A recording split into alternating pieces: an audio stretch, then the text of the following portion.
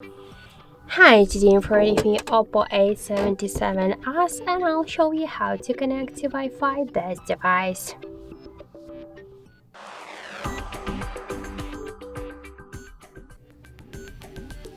So open first the settings application and then tap to the Wi-Fi section.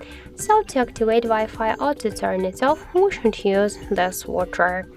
After that, you'll see here all of the available networks.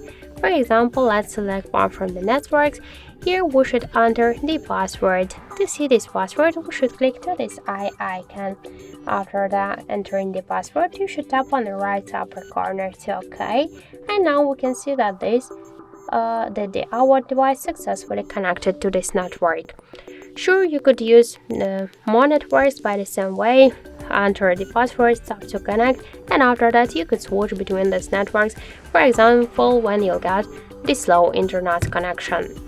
So also we get one more way how we could do that. Just open first the control panel and find here the Wi-Fi icon. Click on this icon to activate Wi-Fi or to turn it off by this way. And to launch Wi-Fi settings, you should just hold it for a while, and that's it.